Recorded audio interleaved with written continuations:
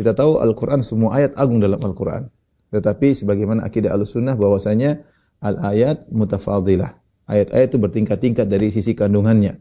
Tidak sama antara ayat yang berbicara tentang sifat-sifat Allah dengan ayat berbicara tentang misalnya adab, tentang hukum misalnya.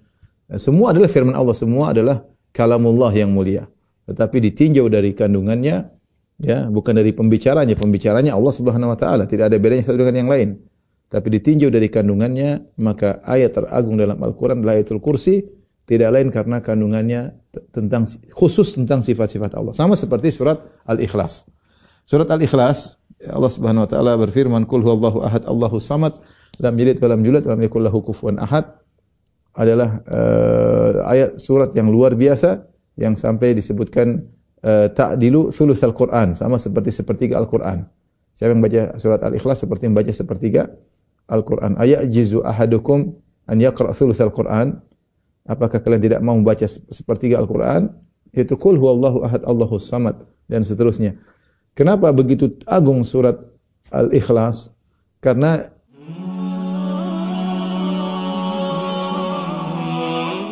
ayat teragung dalam Al-Quranul Karim, yaitu yang dikenal dengan Ayatul Kursi, ya, di mana rata-rata kaum muslimin sudah menghafal ayat ini, ya.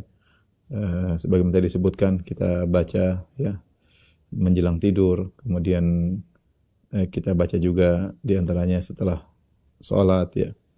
Ya, ayat ini adalah ayat yang disebut oleh Nabi sallallahu alaihi wasallam dengan a'dhamu ayatin fi kitabillah, ayat yang teragung dalam Al-Quranul Karim, ya, yang terdiri atas 9 atau 10 jumlah kalimat, ya. Allahu la ilaha illa huwal hayyul qayyum. Allah tidak ada yang berhak disembah kecuali Allah, Al-Hayyu Al-Qayyum. Yang kedua, yang pertama tidak ada yang berhak disembah kecuali Allah. Yang kedua, Al-Hayyu Al-Qayyum, dialah Allah yang Maha hidup dan Maha tegak dan menegakkan yang lainnya. Kemudian yang ketiga, la ta'khudhuhu sinatu wa la naum. Tidak ditimpa dengan ngantuk apalagi tidur. Kemudian yang keempat, lahu ma fis samawati wa ma fil ard. Bagi Allah seluruh yang di langit dan apa yang di bumi. Kemudian yang kalimat yang kelima, man dzalladzi yashfa'u indahu illa bi idznih. Siapa yang bisa beri syafaat di sisinya kecuali dengan izin Allah Subhanahu wa taala. Ya'lamu ma baina aydihim wa ma khalfahum. Allah mengetahui apa yang di depan mereka dan apa di belakang mereka. Wa la yuhituna bi syai'in min ilmihi illa bima syaa'. Dan mereka tidak meliputi sedikit pun dari ilmu Allah Subhanahu wa taala kecuali yang Allah kehendaki. Wasi'a kursiyyus samawati wal ard. Kursi Allah meliputi langit dan bumi. Wala ya'udu hifdzuhuma, dan sungguhnya tidak berat bagi Allah untuk menjaga langit dan bumi. Wa huwal aliyul azim, dan dia adalah Allah yang maha tinggi dan maha agung. Inilah kalimat-kalimat yang terdapat dalam Ayatul Kursi yang kita akan mudah-mudahan bisa dimudahkan oleh Allah Subhanahu wa taala untuk kita jelaskan satu persatu, ya, untuk kita jelaskan satu persatu. Yang ikhwan dan akhwat yang dirahmati Allah Subhanahu wa taala, Rasulullah SAW menamakan ayat ini sebagai a'dhamu ayatin. Sebagaimana dalam hadis dari hadis Ubay bin Ka'ab, di mana Rasulullah SAW pernah bertanya kepada Ubay bin Ka'ab, "Ya Ubay, ayu ayatin, ya, a'dhamu fi kitabillah?" Wahai Ubay, ayat apa yang teragung dalam Al-Quran, ya. Hadis riwayat Muslim, ya, dan yang lainnya, ya. Kemudian Ubay mengatakan, Allah wa Rasuluhu a'lam. Allah dan Rasulnya lebih mengetahui. Faraddada miraran. Nabi mengulangi lagi, "Ya Ubay, ayu ayatin fi kitabillahi a'zam." Wahai Ubay, ayat apa yang paling agung dalam Al-Quranul Karim, ya. Maka akhirnya Ubay menjawab Ayatul Kursi, Ayatul Kursi. Dan ini menakjubkan bagi Ubay bin Ka'ab. Ubay bin Ka'ab hafal Quran. Dia hafal Quran.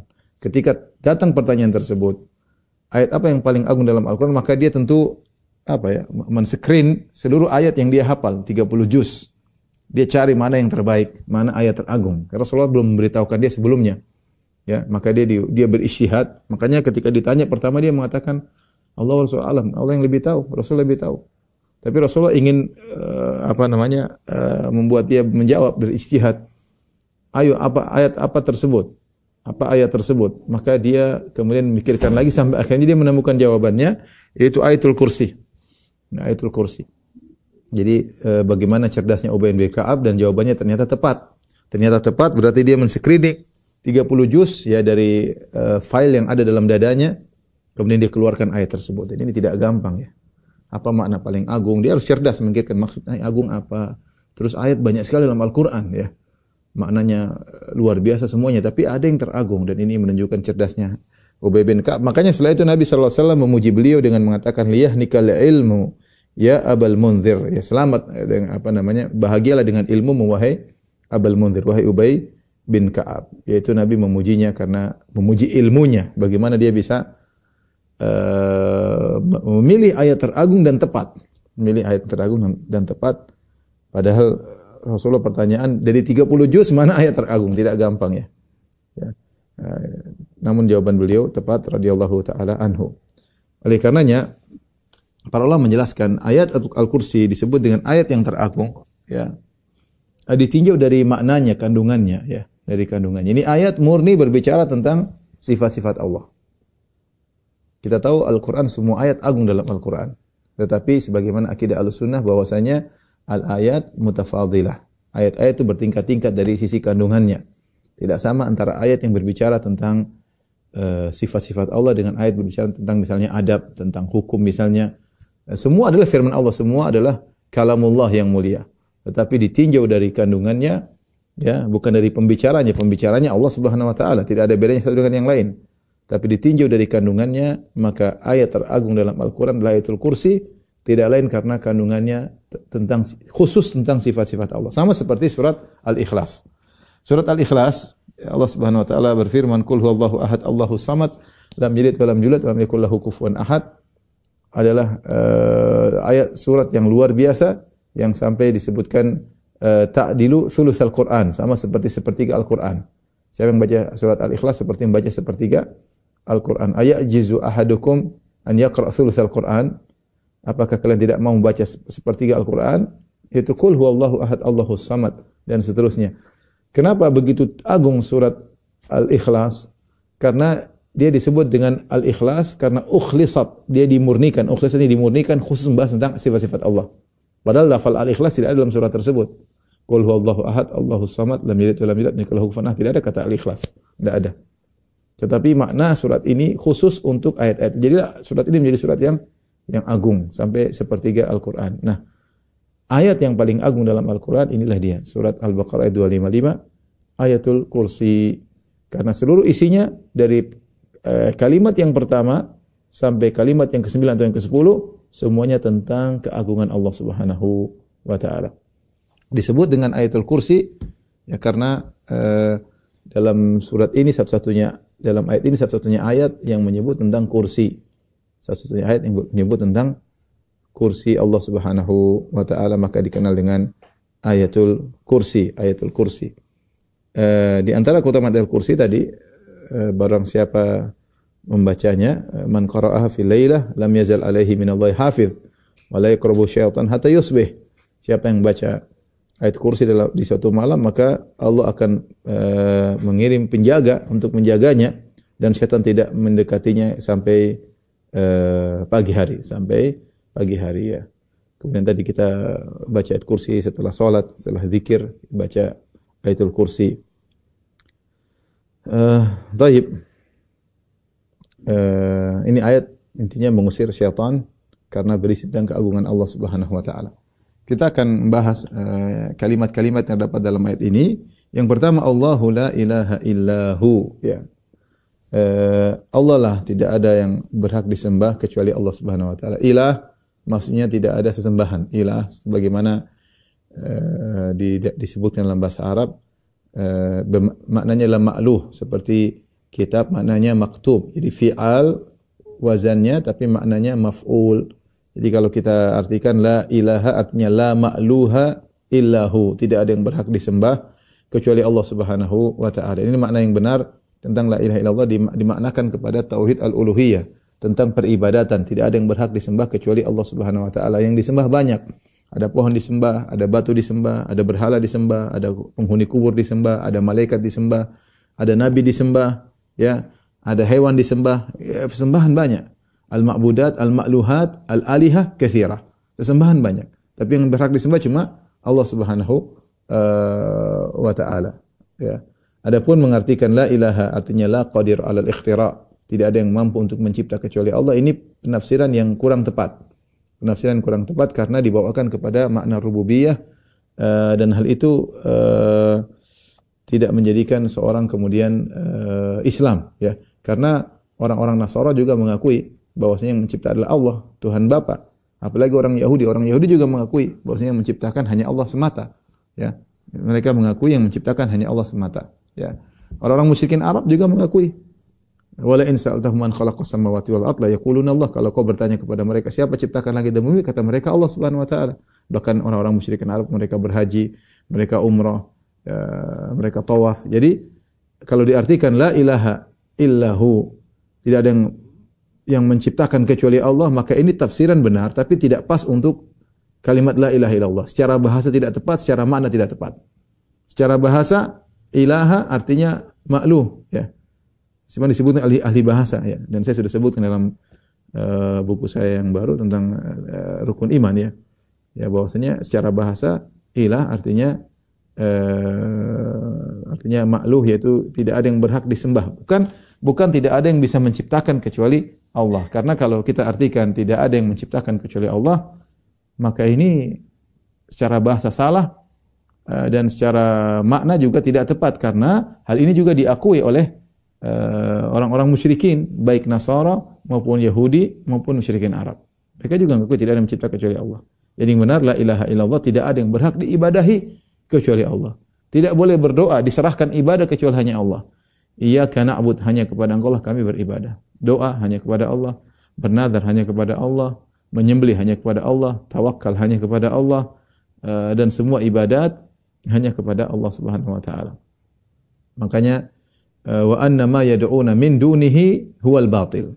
Kata Allah, dan semua yang disembah selain Allah, maka itulah ilah yang batil. Ya, mau yang disembah malaikat, mau yang disembah nabi, mau Nabi Isa, mau Nabi Muhammad, disembah orang saleh, mau disembah apalagi yang disembah adalah batu, pohon, hewan, ini lebih parah lagi. Ini kalimat yang pertama, makna secara ringkas tentang dialah Allah, tidak ada yang berhak disembah kecuali Dia semata. Al-Hayyu Al-Qayyum. Al-Hayyu Al-Qayyum adalah dua sifat Allah yang sangat agung. Al-Hayyu artinya yang maha hidup. Al-Qayyum artinya Al-Qa'im bi nafsihi, Al-Muqim li ghairihi, yaitu dia tegak secara sendiri, tidak butuh kepada yang lain. Qiyamuhu bi nafsihi, dia tidak membutuhkan yang lain, ya. Dia adalah Al-Ghani yang maha kaya, As-Samad yang tidak butuh kepada yang lainnya. Kemudian Al-Muqim li ghairihi, yang menjadikan yang lain tegak, yang semuanya butuh kepada Allah Subhanahu wa taala.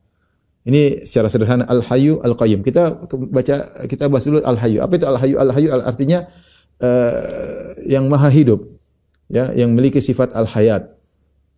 Dan seluruh sifat Allah tentunya sempurna, dan kehidupan Allah Subhanahu wa taala tidak sama dengan kehidupan manusia, ya, karena Allah Subhanahu wa taala azali dan abadi secara zatnya. Azali dan abadi secara zatnya. Sementara seluruh makhluk dari tidak ada menjadi ada. Minal adam ilal wujud. Al-adam maksudnya ketiadaan, kemudian menjadi wujud. Itu pun tidak sempurna, dengan bertahap, kemudian juga dengan penuh kekurangan dalam kehidupan tersebut, ya. Adapun Allah Subhanahu wa taala Al-Hayyu maha hidup. Makanya Allah Subhanahu wa taala berfirman, "Wa tawakkal 'alal hayyil ladzi la yamut."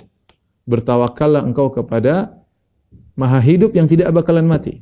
Beda dengan manusia bakalan mati, seluruh makhluk bakalan mati. Alladzi yaraka hina taqum, yang melihat engkau ketika kau sedang salat, berdiri. Wa taqallubaka fis sajidin, tatkala kau sujud, Allah Maha melihat. Jadi Al-Hayyu yang maha hidup, ya. Adapun selainnya bakalan mati. Didahului dengan ketiadaan, disudahi dengan kematian. Itulah makhluk. Didahului dengan ketiadaan, disudahi dengan kematian. Adapun Allah azali dan abadi. Kemudian adapun makhluk kemudian nanti di suatu saat menjadi abadi, seperti penghuni surga abadi, penghuni neraka abadi, maka dia pun bukan abadi secara zatnya, tapi dia diabadikan. Diabadikan dengan oleh Allah Subhanahu wa taala. Dia tidak abadi secara zatnya. Sama seperti kita, darinya tidak ada, kita hidup. Hidup kita bukan hidup yang sempurna, karena kita dihidupkan oleh Allah Subhanahu wa taala, oleh Al-Muhyi Al-Mumit. Allah yang menghidupkan dan mematikan. Ya, sebagian orang mengatakan, Ustaz, kalau kita bilang neraka abadi, surga abadi, penghuninya abadi, berarti kita syirik dong, menyamakan dengan Allah. Jawabannya tidak, beda. Neraka penghuninya, surga dan penghuninya abadi tidak sama dengan abadinya Allah. Bedanya apa? Mereka didahului ketiadaan, kemudian mereka tidak abadi dengan sendiri tapi diabadikan. Adapun Allah Subhanahu wa taala tidak didahului dengan ketiadaan, dia azali dan abadinya secara zatnya, abadinya secara zatnya. Dan sama sekarang kita hidup, Allah hidup. Apakah syirik? Kita bilang kita hidup, Allah hidup, sama-sama hidup. Tentu kehidupan kita beda dengan kehidupan Allah Subhanahu wa taala. Allah Maha hidup. Dan makanya yang tempat bertawakal yang sesungguhnya adalah Allah. Wa tawakkal 'alal hayyil ladzi la yamut. Bertawakallah kepada zat yang Maha hidup, tidak bakalan mati. Kau bertawakal kepada makhluk bakalan mati. Salah, bertawakal kepada makhluk. Kehidupannya penuh dengan kekurangan. Ya, makanya kehidupan Allah Al-Hayyu dipenuhi dengan As-Sami', Al-Basir, Al-Qadir, Al-Alim, dipenuhi dengan yang Maha Kuasa, Maha Melihat, Maha Mendengar, dan sifat-sifat sempurna yang ada pada sifat Al-Hayat atau Al-Hayyu. Nama Allah Al-Hayyu. Ya, ini makna dari Al-Hayyu. Makanya ketika Nabi Muhammad SAW meninggal, apa kata Abu Bakar? Ketika itu banyak orang, sebagian orang tidak percaya kalau Nabi Muhammad SAW meninggal dunia. Di antaranya Umar bin Khattab. Maka Abu Bakar berkhutbah dengan berkata, "Man kana ya'budu Muhammadan fa inna Muhammadan qad mat." Siapa yang menyembah Muhammad, Muhammad sudah mati sallallahu alaihi wasallam. Wa man kana ya'budullah, barang siapa yang menyembah Allah, fa innallaha hayyun la yamut. Bahwasanya Allah Maha hidup dan tidak bakalan mati. Ini Al-Hayyu. Kemudian setelah itu sifat yang nama Allah yang kedua Al-Qayyum. Al-Qayyum yaitu yang Maha tegak, tidak butuh kepada yang lainnya. Dan Al-Muqim li ghairi, yang menegakkan yang lainnya. Semua yang lain tidak bisa tegak kecuali dengan Allah Subhanahu wa taala. Dia Al-Qaim dan dia secara zatnya tegak dan dia menegakkan yang lainnya, mengurusi yang lainnya. Inilah Al-Qayyum. Al-Qayyum, ya. Makanya di antara sifat Allah As-Samad atau nama Allah As-Samad yang semua bergantung kepada Allah Subhanahu wa taala. Dia tidak bergantung kepada yang lainnya. Al-Ghani, yang Maha Kaya, kata Allah, "Ya ayuhan nasu antumul fuqara'u ila Allah wallahu wal ghaniyul hamid." Wahai manusia sekalian, kalian semuanya butuh, fakir kepada Allah. Secara zat kalian fakir kepada Allah. Kalian butuh kepada Allah dari tidak ada menjadi ada. Dari mati menjadi hidup. Dari tidak ada menjadi ada, dan dalam kehidupan kalian butuh kepada Allah Subhanahu wa taala. Untuk mempertahankan kehidupan butuh kepada Allah Subhanahu wa taala. Antumul fuqara, kalian adalah fakir ila Allah, butuh kepada Allah. Wallahu wal ghaniyul hamid, dan Allah Maha Kaya dan Maha terpuji. Inilah Al-Qayyum, yaitu apa namanya? Di antaranya Rasulullah pernah berdoa dalam doa istiftah, Allahumma lakal hamdu anta qayyumus samawati wal ardi wa man fihin. Ya Allah, segala puji bagimu.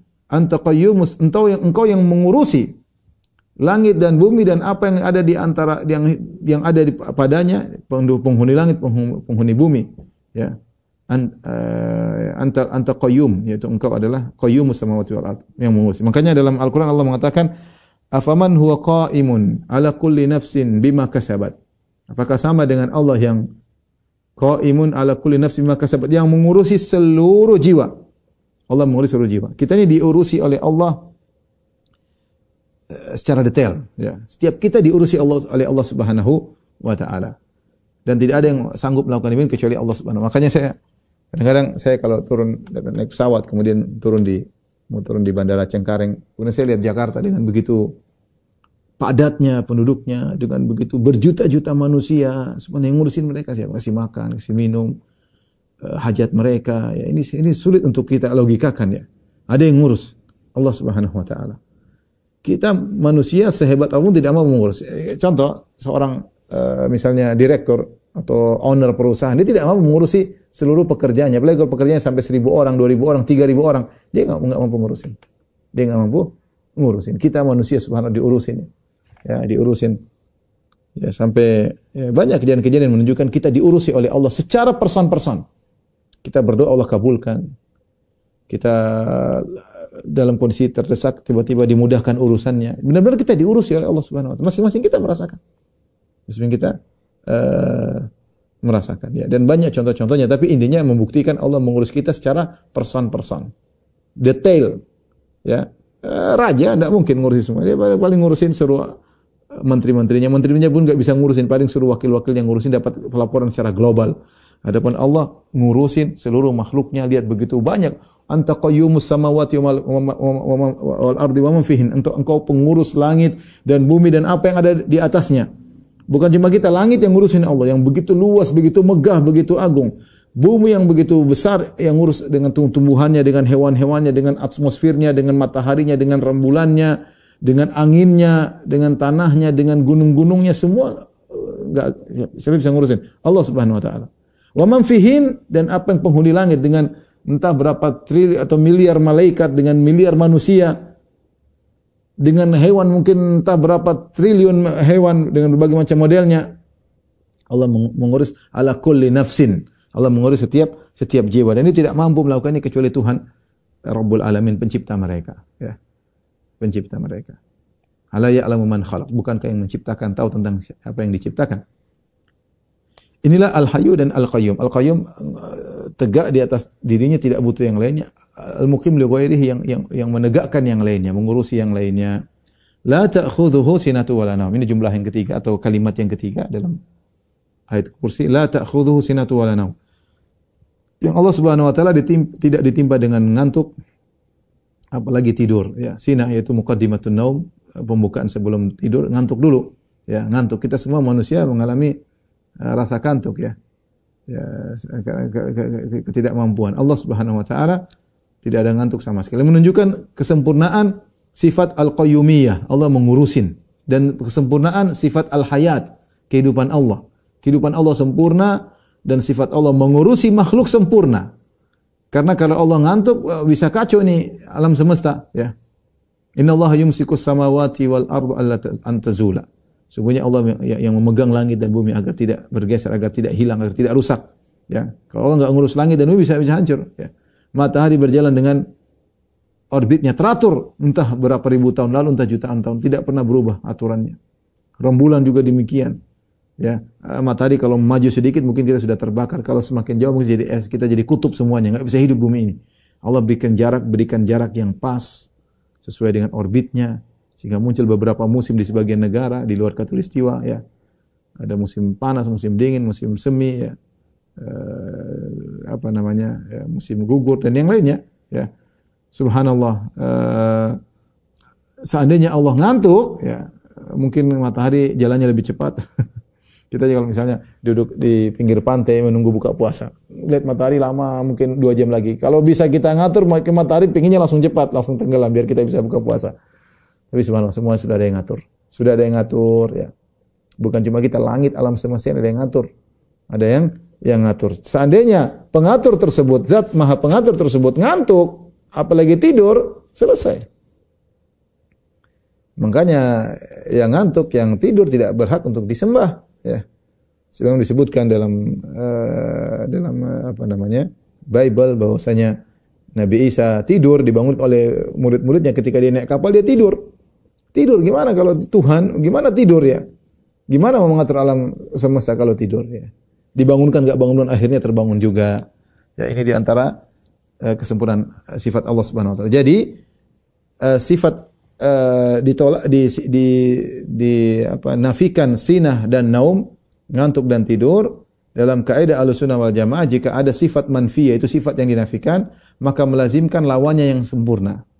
Ya. Jadi kita mengatakan Allah tidak tidur dan Allah tidak ngantuk, maksudnya apa? Maksudnya Allah Maha terjaga. Maksudnya Allah Maha mengurusi alam semesta. Allah Maha mengurusi manusia. Sebagaimana kehidupan Allah yang sempurna. Kehidupan Allah yang sempurna. Di antara sebab kenapa Ayatul Kursi disebut dengan a'dhamu ayatin fi kitabillah, ayat yang terang dalam Al-Qur'an, karena di situ terkandung disebut 2 nama Allah yang agung, yaitu Al-Hayyu Al-Qayyum. Al-Hayyu dan Al-Qayyum, yang Maha hidup dan Maha tegak dan mengurusi, ya. Dan 2 nama ini Al-Hayyu Al-Qayyum disebutkan dalam 3 tempat dalam Al-Qur'an. Yang pertama dalam surat Al-Baqarah dalam Ayatul Kursi, kemudian dalam surat Ali Imran, di awal surat Ali Imran, Alif Lam Mim, Allahu la ilaha illa huwal hayyul qayyum. Kemudian juga dalam surat Toha kata Allah wa anatil wujuhu lil hayyil qayyum. Ya, ini dua nama yang sangat agung yang para ulama menjelaskan di antaranya Ibnu Qayyim rahimahullahu taala, al-hayyu adalah sumber dari segala sifat-sifat zatiyah.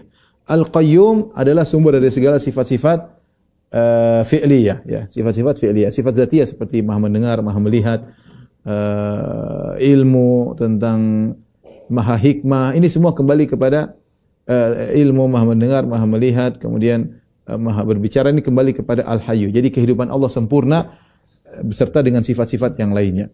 Adapun Al-Qayyum berkaitan dengan sifat-sifat fi'liyah, itu Allah Al-Mumit, Al-Muhyi, yang menghidupkan, mematikan, memberi rizki, berkaitan dengan urusan makhluk. Semuanya kembali kepada nama Al-Qayyum. Ya, nama Al-Qayyum. Yang Al-Hayyu Al-Qayyum kembali kepada Allah.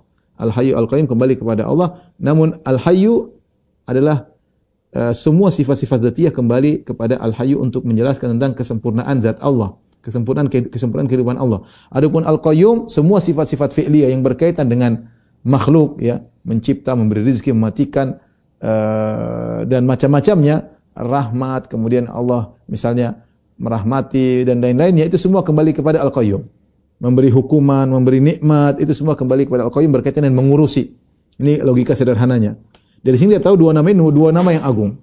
Tidak ada sifat-sifat fi'liyah kecuali untuk menjelaskan kesempurnaan Al-Qayyum yang maha ngurusi, yang maha tegak dan ngurusi makhluk-makhluknya. Tidak ada sifat-sifat dzatiyah, sifat maha mendengar, maha melihat, kecuali untuk menjelaskan kesempurnaan kehidupan Allah Subhanahu wa taala.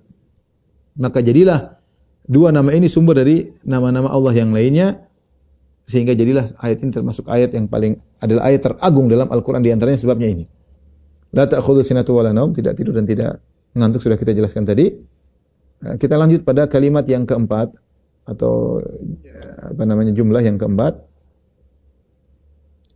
Lahu ma fis samawati ma fil ard. Hanya milik Allah lah apa yang di langit dan apa yang di bumi. Semua di alam semesta ini milik di langit dan di bumi adalah milik Allah Subhanahu wa taala. Di sini lahu didahulukan, ya. Ya, khabar didahulukan. Asalnya dalam bahasa Arab ma fis samawati ma fil ardi lahu, apa yang di langit dan apa yang di bumi milik Allah. Asalnya demikian susunannya. Kalau kita mengatakan subjek, predikat, objek, maksudnya ma fis samawati ma fil ardi lahu, yang di langit dan di bumi milik Allah. Tetapi ketika milik Allah didepankan, ada makna hanya milik Allah yang di langit dan di bumi. Semua ini hanyalah milik Allah Subhanahu wa taala. Dan ma di sini adalah ma al-mausulah, memberikan keumuman semua yang di langit. Langitnya, kemudian malaikatnya, semua benda-benda langit, semua yang di langit milik Allah. Ma fil ardi, semua yang di bumi. Lautnya, hewan-hewannya, tumbuhannya, semuanya milik Allah Subhanahu. Kenapa? Allah yang ciptakan. Tidak ada yang ikut serta dengan Allah dalam menciptakan alam semesta. Ya. Tidak ada.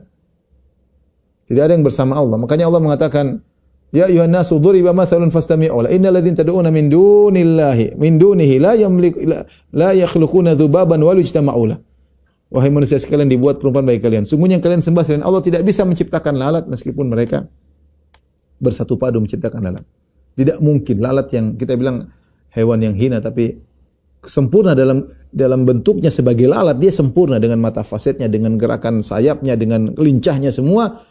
Satu alam semesta mau ciptakan lalat dengan ada nyawanya tidak bakalan mampu.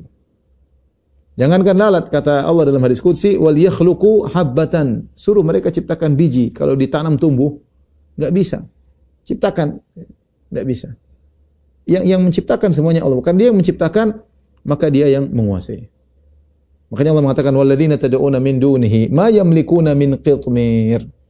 Yang kalian sembah selain Allah Subhanahu wa taala tidak memiliki qitmir. Ya. Qitmir, ya. Yaitu bagian daripada biji korma. Qitmir adalah bagian daripada biji korma, ya.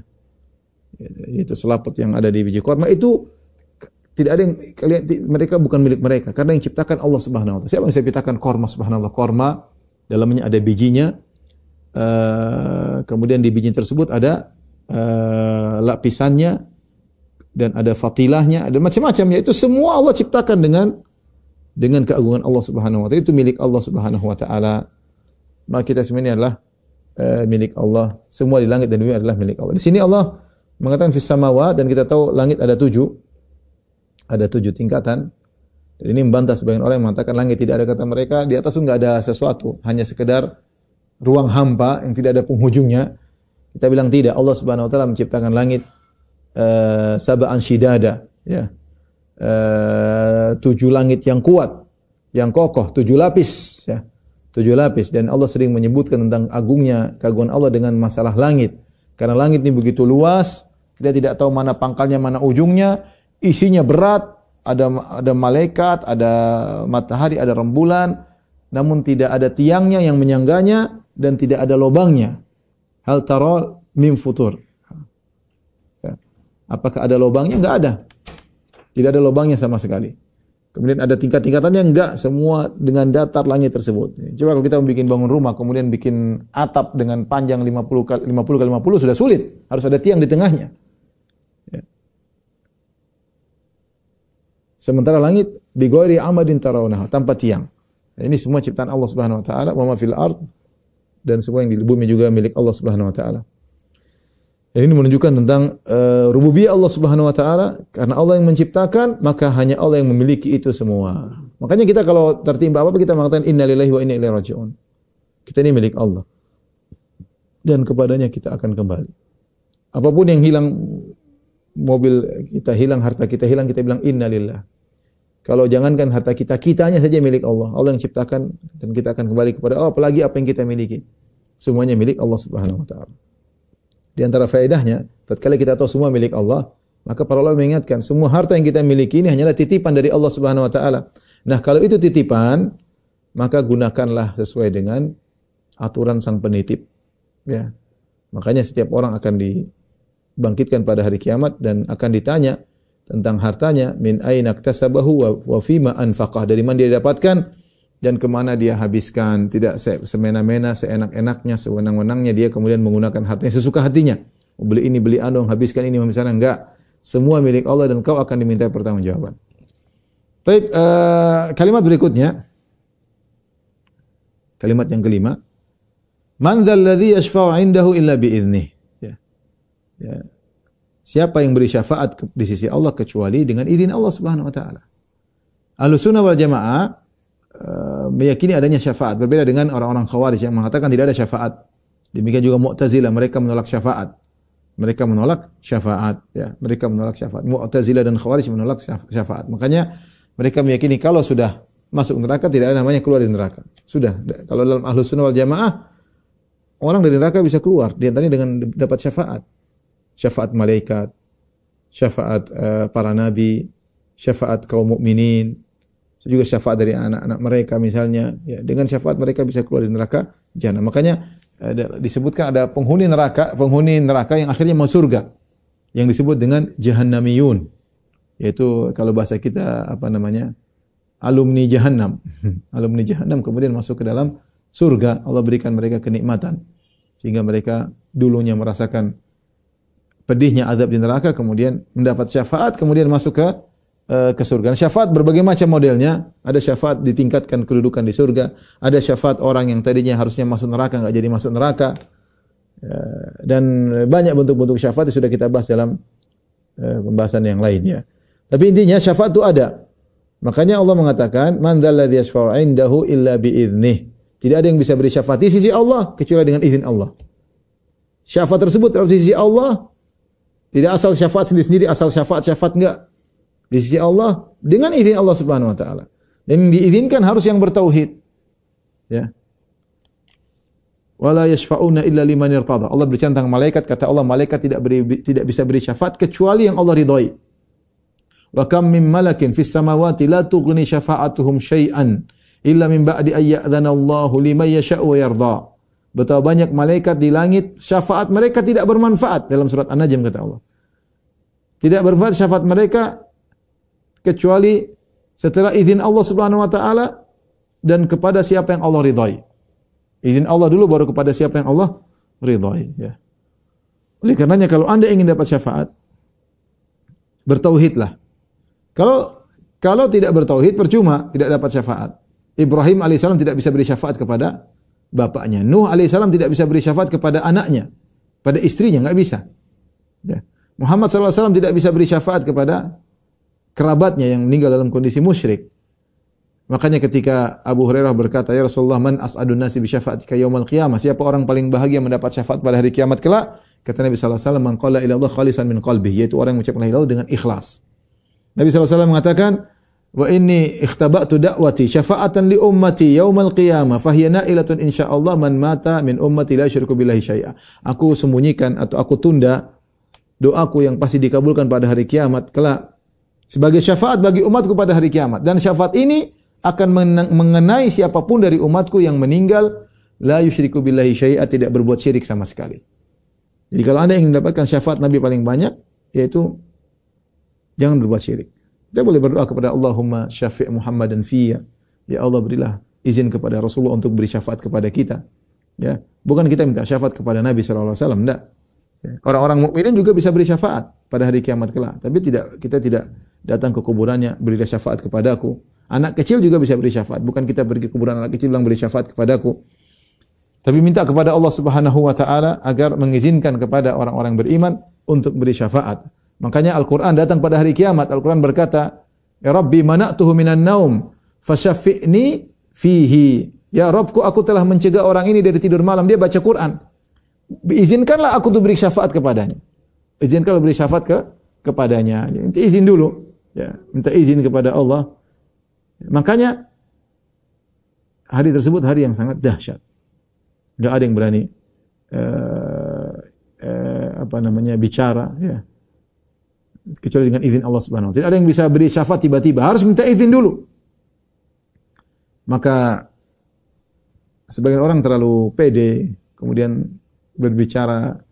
Ya, kalau kita baca orang-orang sufi, ya mereka terlalu pede, ya. Sebagian mereka terlalu pede, kemudian mengatakan macam-macam lah pernyataan mereka. Seperti saya tidak akan masuk surga kecuali murid-muridku masuk duluan misalnya. Ya, saya ngatur-ngatur masalah surga.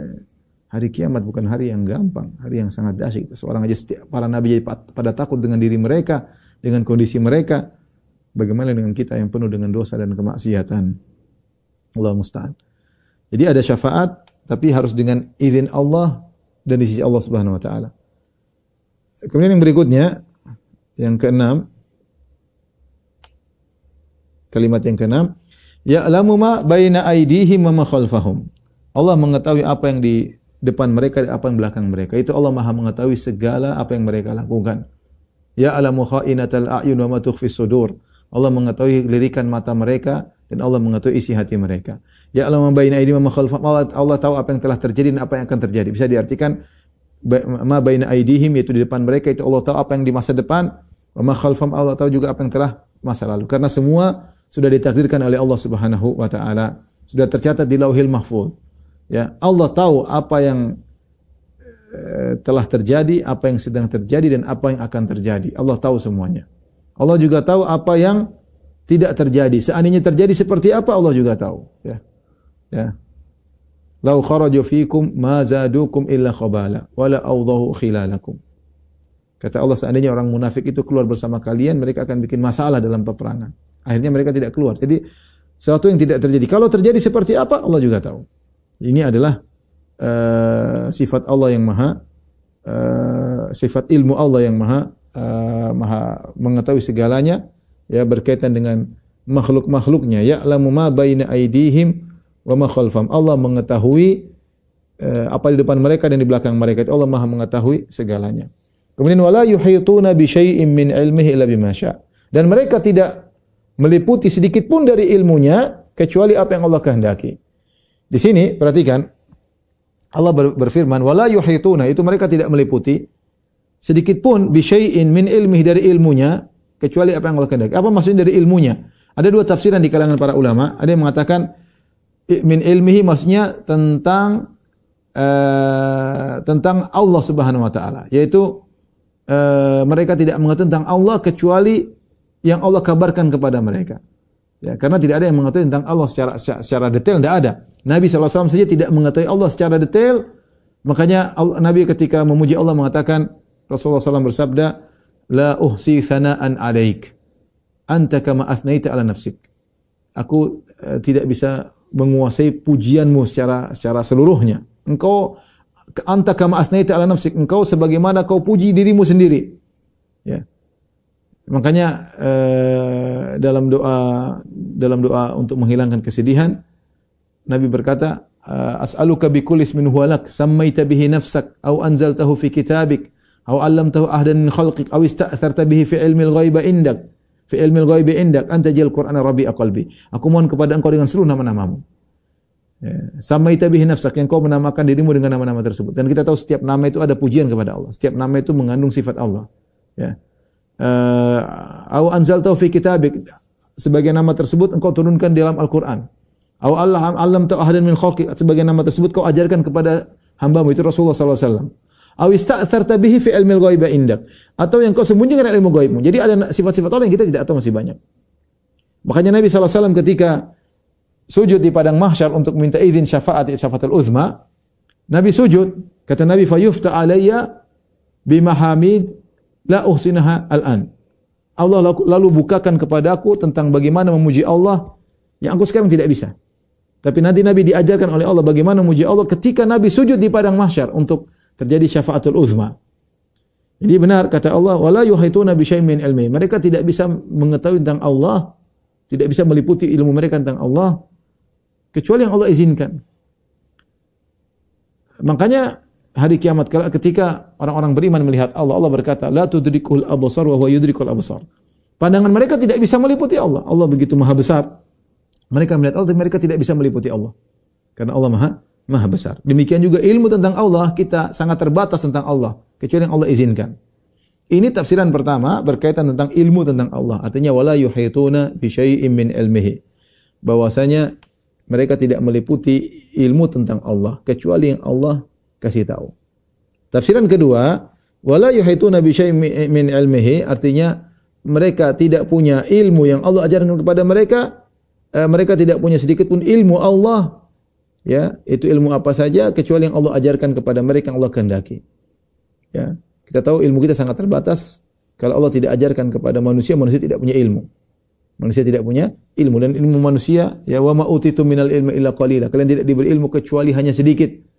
Dan kita mengalami kemajuan ilmu dan teknologi, tapi secara sains, secara perlahan, kemudian naik, kemudian seperti itu. Ya, tapi itu semua Allah berikan secara bertahap. Bandingkan 100 tahun lalu dengan sekarang, ilmu manusia lebih tinggi daripada 100 tahun yang lalu. Ya. Allah tidak langsung kasih semuanya, pelan-pelan. Sesuai dengan yang Allah kehendaki, dengan hikmah yang Allah kehendaki. Dan semua Allah sudah, subhanallah, Allah sudah siapkan alam semesta ini dengan ada metalnya, dengan ada oksigennya, dengan ada lautnya. Sehingga kemudian ilmu manusia mulai berkembang, Allah ajarkan, mulai ditemukanlah kapal, mulai ditemukan pesawat, mulai ditemukan energi. Ini semua menunjukkan ada Tuhan. Tidak mungkin kebetulan ada minyak bumi, enggak kebetulan klop dengan mobil, klop dengan ini, klop dengan kebutuhan manusia, enggak mungkin. Karena fasilitas ini Allah siapkan untuk manusia. Hanya saja ilmu mereka dibuka sedikit demi sedikit. Sesuai dengan kehendak Allah. Tapi mereka tidak akan meliputi, ilmu mereka tidak akan meliputi segalanya. Yang mereka diberikan seluruh total ilmu ini cuma sedikit. Wa ma utitum minal ilmi illa qalila. Kalian tidak diberi ilmu kecuali cuma sedikit. Makanya ketika mereka bertanya tentang ruh, wa yas'alunaka 'anir ruh, qul ruhu min amri rabbi. Mereka bertanya kepada engkau tentang ruh, katakanlah ruh urusan Rabbku. Ilmu kita masih sangat sedikit, ya. Banyak hal yang kita tidak ketahui, apalagi ruh aja dalam tubuh kita tidak tahu hakikatnya seperti apa. Apalagi kalau kita bicara alam jin, alam malaikat, ya. Dan masih banyak hal yang ilmu kita sangat cetek, sangat sedikit. Maka seorang jangan sampai angkuh, ya. Kemudian yang berikutnya,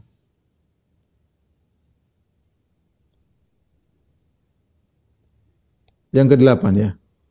Yang ke-8, ya.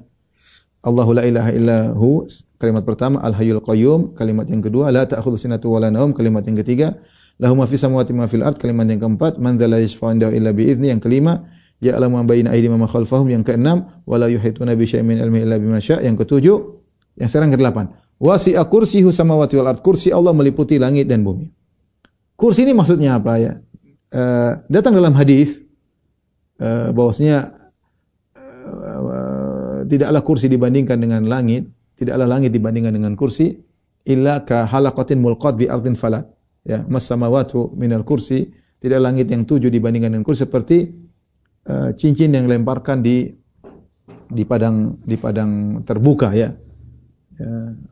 Kemudian tidaklah kursi dibandingkan dengan ars juga sedemikian itu. Artinya langit dibandingkan kursi, langit sangat kecil. Langit sangat kecil, kursi sangat luas. Namun hadis ini diperselisihkan oleh para ulama, sebagian menghasankan, sebagian mendhaifkan. Menyebut tentang kursi. Ya. Saya sendiri cenderung kepada hadisnya dhaif ya. Kemudian datang dalam sebagian riwayat dari sahabat, dari Ibnu Abbas radhiyallahu anhu, dari Abu Musa al-Asy'ari, mereka berdua mengatakan dengan sanad yang sahih, ya, dengan sanad yang sahih, dua-duanya sahih, diriwayatkan oleh Al-Baihaqi, Al-Daruqutni, dari Ibnu Khuzaimah ya. Ibnu Abbas berkata al-kursi maudhi'ul qadamain. Bahwasanya kursi adalah tempat kedua kaki ya. Ini juga dari Abu Musa al-Asy'ari. Dan ini tapi bukan hadis, dia mauquf, hanya perkataan para sahabat ya. Maka sebenarnya mengatakan kita sulit mengambilnya karena Ibnu Abbas mengambil dari Israiliyat, kemungkinan dari Israiliyat. Sebenarnya mengatakan tidak, kita mengambilnya pendapat Ibnu Abbas karena Ibnu Abbas tidak mungkin bicara tentang masalah Tuhan kemudian mengambil dari Israiliyat, dan ini hukumnya adalah hukum marfu karena tidak mungkin Ibnu Abbas dan Abu Musa al-Asy'ari berbicara tentang sesuatu yang gaib kecuali dari Allah Subhanahu wa taala. Kalau ini asarnya sahih menguatkan tentang hadis yang sahih dalam Sahih Muslim dan yang lainnya, bahwasanya neraka selalu minta nambah, hal min mazid ya. Mana tambahan sementara penghuni neraka sudah tidak ada, maka hatta yadha'u Rabbul Izzati qadamahu, sampai Allah meletakkan kakinya di neraka, baru kemudian neraka berkata qad cukup ya. Dan hadis itu menunjukkan Allah punya kaki. Ya, sebagaimana Allah memiliki sifat-sifat yang lain, Allah punya wajah, Allah punya mata, Allah punya tangan, tetapi kaidah Ahlussunnah wal Jamaah laisa kamitslihi syai', tidak ada satu pun yang serupa dengan Allah. Ya, jadi semua yang terbetik dalam benak kita, wajah Allah begini, mata Allah begini, tangan Allah begini, kaki Allah begini, semuanya tidak benar. Ya, karena manusia ini daya khayalnya tergantung dengan apa yang sudah ditangkap oleh panca inderanya. Ya, padahal Allah tidak bisa dianalogikan dengan makhluk. Ya, kita tidak bisa membayangkan kecuali yang sudah ditangkap oleh panca indera. Ya, adapun Allah Subhanahu Wa Taala tentu tidak sama dengan makhluknya. Maka sebagaimana zatnya tidak sama seperti zat makhluk, maka demikian juga wajahnya, demikian juga tangannya, demikian kakinya, demikian juga matanya tidak sama dengan makhluk. Dan ini kaidah yang harus kita ingat selalu. Kita menetapkan sifat-sifat Allah sebagaimana Allah mengabarkan tentang dirinya. Adapun bagaimananya kita serahkan kepada Allah, tidak ada yang tahu. Ya, makanya ketika ada seorang bertanya kepada Imam Malik, "Ya Imam Malik, Ar-Rahmanu 'alal 'arsy istawa." Allah beristiwa di atas arsy. Ayatnya ma'ruf, kaifastawa? Bagaimana Allah beristiwa? Dia tanya bagaimananya. Akhirnya Imam Malik pun nunduk sampai berkeringat, sampai marah. Imam Malik mengatakan al-istiwa'u ma'lum. Istiwa kita sudah tahu maknanya di atas. Wal imanu bihi wajib. Iman kepada hal tersebut wajib. Ya. Wal kaifu majhul, bagaimana tidak ada yang tahu. Wa su'alu anhu bid'ah, dan bertanya tentang bagaimananya adalah bid'ah. Akhriju hadzal mubtadi', keluarkanlah mubtadi' ini, kata Imam Malik. Maka kita mengatakan demikian juga kursi atau kaki Allah atau tangan Allah kita tidak tahu, yang tahu hanyalah Allah Subhanahu wa taala. Kita menetapkan apa yang ditetapkan oleh Nabi sallallahu alaihi wasallam, ditetapkan oleh para sahabat. Seandainya ini tidak ada asarnya, tentu kita tidak akan menyampaikan, tapi datang asar yang sahih dari Ibnu Abbas dan juga dari Abu Musa al-Asy'ari. Datang dalam riwayat yang lain dari Ibnu Abbas, diriwayatkan oleh Ibnu Jarir At-Tabari dalam tafsirnya, Ibnu Abbas mengatakan al-kursi ilmu, al-ilmu. Kursi adalah ilmu. Namun riwayat ini riwayat yang dhaif. Dan dijelaskan oleh para ahli hadis. Yang lebih sahih adalah perkataan Ibnu Abbas, al-kursi maudhi'ul qadamain, kursi adalah tempat dua kaki. Ya, adapun al-kursi adalah ilmu, maka ini hadis riwayatnya lemah. Dan kalau kita terapkan di sini kurang pas karena wasi'a kursiyus samawati wal arda, Allah sudah bicara tentang ilmu sebelumnya. Tentang ya'lamu ma baina aydihim wa ma khalfahum, Allah mengetahui yang apa di depan mereka, belakang mereka. Kemudian juga tidak ada yang meliputi ilmu Allah Subhanahu wa taala. Ya, kemudian wasi'a kursiyus samawati wal arda, ilmu Allah meliputi langit dan bumi, ya. Seakan-akan pengulangan tentang masalah ilmu. Lagi pula sanadnya lemah, ya. Intinya kursi adalah makhluk, ya. Ada yang mengartikan kursi juga arsy, ini pendapat. Ada yang mengatakan kursi adalah arsy, ya. Intinya ini ada pendapat yang mengatakan kursi adalah arsy, ada yang mengatakan kursi selain arsy. Tapi kursi tersebut luasnya seluas langit dan bumi, seluas langit dan meliputi langit dan bumi, ya. Sangat besar kursi tersebut. Inilah kenapa ayat tersebut disebut ayatul kursi. Kemudian jumlah yang atau kalimat yang ke-9, wala yauduhu hifdzuhuma. Maknanya wala yuthqiluhu, tidak memberatkan bagi Allah, mudah bagi Allah untuk menjaga langit dan bumi. Ya, mudah bagi Allah untuk menjaga langit dan bumi. Ya, kalau sulit bagi Allah maka repot alam semesta ini. Ya, Allah yang memegang langit dan bumi. Allah yang mengurusi alam semesta, Allah yang mengurusi arsy, Allah yang mengurusi kursi. Ya. Maka ini bantahan terhadap sebagian orang mengatakan kalau Allah di atas langit, Allah butuh langit. Kalau Allah di atas arsy, Allah butuh arsy. Jawabannya tidak. Arsy, langit semua yang butuh kepada Allah. Tidak berarti yang di atas butuh kepada yang di bawah. Innallaha yumsiku samawati wal ardh. Allah memegang langit dan bumi. Wala yaudu hifdzuhuma. Langit dan bumi tidak berat bagi Allah untuk mengurusi langit dan bumi, menjaga langit dan bumi. Ya, jadi tidak mesti yang di atas butuh kepada yang di bawah, sehingga akhirnya sebagian mereka menolak Allah di atas. Kata mereka kalau Allah di atas arsy, Allah butuh kepada arsy. Kita sering sampaikan bahwasanya itu tidak lazim. Yang di atas tidak mesti butuh yang kepada di bawah. Itu kalau manusia iya, kalau makhluk iya. Ya, tapi buktinya juga ada makhluk yang di atas tidak butuh kepada yang di bawah. Contohnya langit dan bumi. Langit dan bumi, langit lebih luas, langit lebih tinggi. Bumi kecil, bumi hanyalah isi daripada langit, tetapi langit tidak butuh kepada bumi. Bahkan tidak ada tiang yang menyangga langit.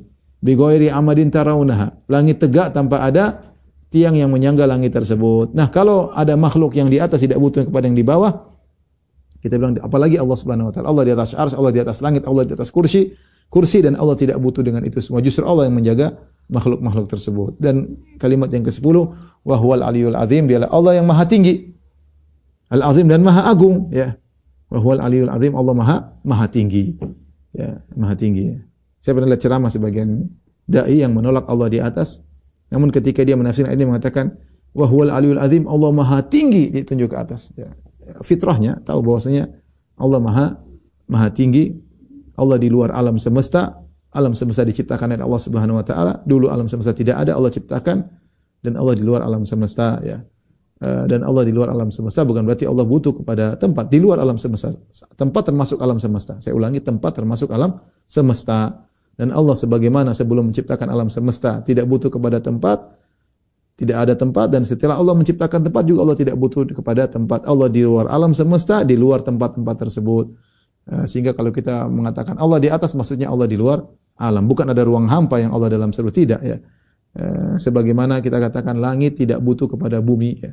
Dan langit di luar bumi, maka Allah di luar alam semesta. Al-Azim, dan dialah Maha Agung dalam segalanya, agung dalam zatnya, agung dalam sifat-sifatnya, agung dalam keputusannya, agung dalam hikmahnya. Allah Maha Agung dalam segalanya. Menurut pendapat saya, ayat kursi bukan sekedar bacaan rutin yang kita ucapkan setelah sholat, sebelum tidur, atau ketika merasa takut. Tetapi ia adalah ayat yang seharusnya mengubah cara seorang hamba memandang Tuhannya. Allah memperkenalkan dirinya dengan sifat-sifat yang sempurna, hidup yang tidak berawal dan tidak berakhir, berdiri sendiri tanpa membutuhkan siapapun, menguasai seluruh alam semesta tanpa sedikit pun merasa lelah dalam mengaturnya. Ayat kursi menegaskan bahwa segala kekhawatiran, rasa cemas, dan ketakutan seorang mukmin sesungguhnya muncul ketika ia lupa bahwa tidak ada yang dapat memberi manfaat atau mudarat kecil kecuali dengan izinnya. Maka hatinya menjadi tenang dan tidak mudah dikendalikan oleh rasa takut terhadap makhluk. Inilah inti kekuatan ayat kursi. Ia membangun keteguhan tauhid dalam hati seorang mukmin. Saya meyakini bahwa siapapun yang menjadikan ayat kursi sebagai bagian dari kehidupannya, bukan hanya sebagai bacaan lisan, tetapi sebagai keyakinan hidup dalam hatinya, maka ia akan merasakan bagaimana Allah mencukupkan, melindungi, dan menguatkan dirinya di setiap keadaan. Barakallahu fikum.